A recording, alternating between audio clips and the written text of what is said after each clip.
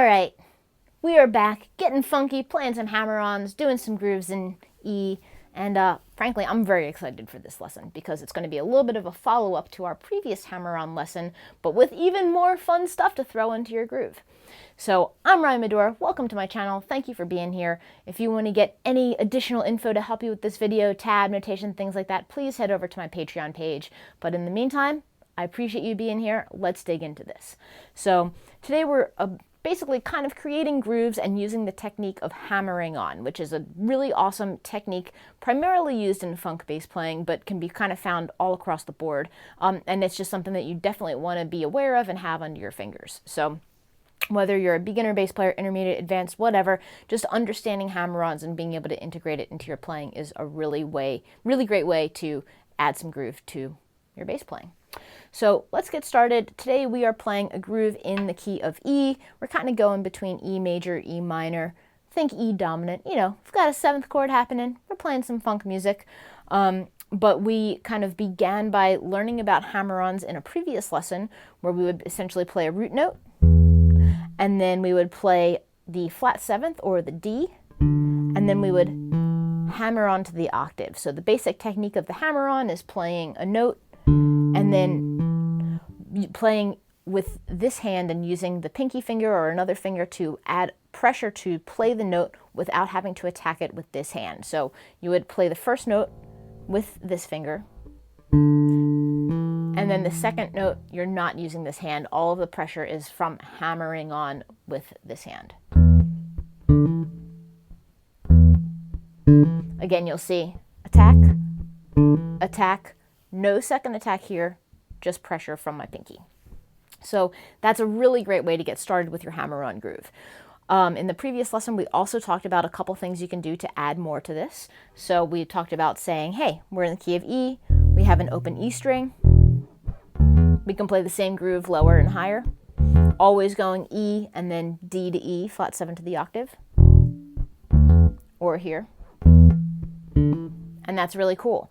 Then we added the 6th and we played a hammer-on from scale degree 6, which is the C sharp, into the flat 7th, that D, and then we integrated both. So we've got 2 hammer-ons. We've got our root, 6th into the 7th, 7th into the octave.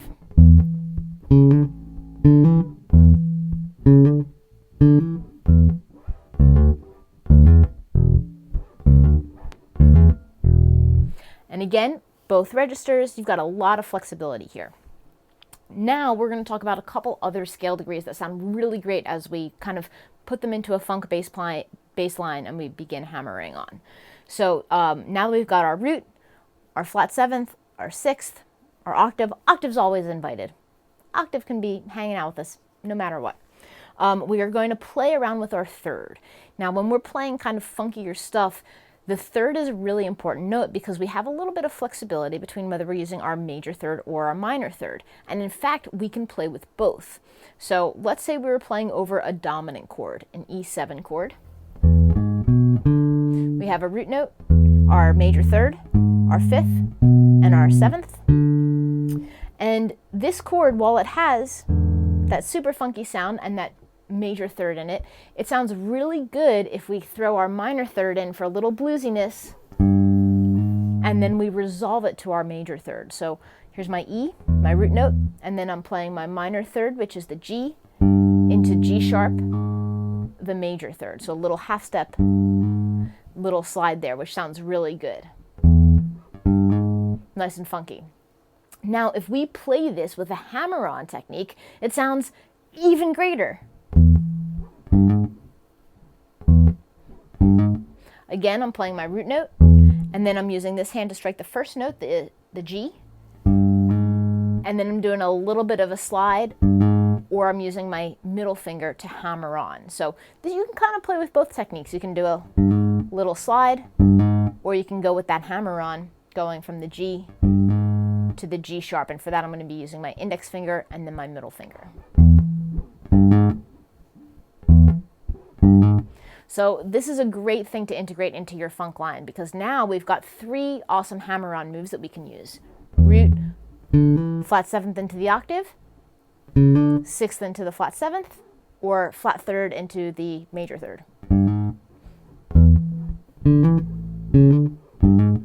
All three of those sound super cool, so what we can do is kind of create a groove with that.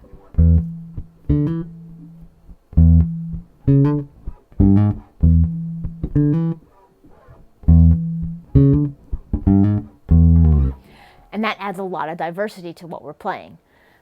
Let's take it an octave lower. We have our root note, our open E string. Love the open E.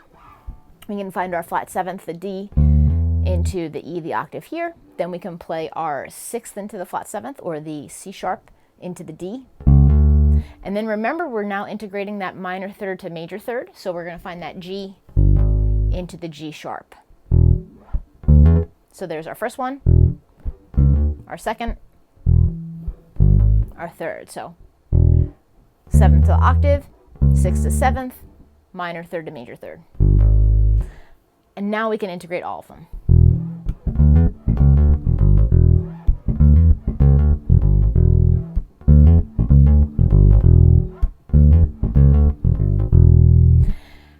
You can also throw some dead notes in. That's where things get extra super-de-duper funky.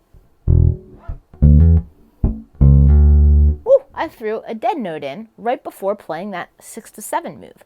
So I went root, 7 to octave, dead note, 6 to 7th with that hammer on, and then minor third to major third.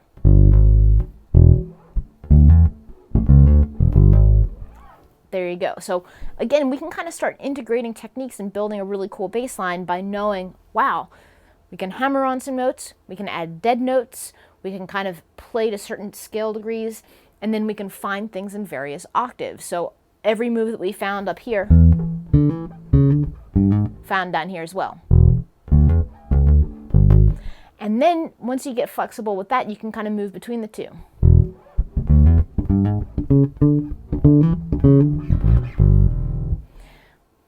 You know, a little fun, funky grooviness. But the cool thing about this is knowing that that minor third to major third is another excellent way to add a little funk to your hammer-on groove.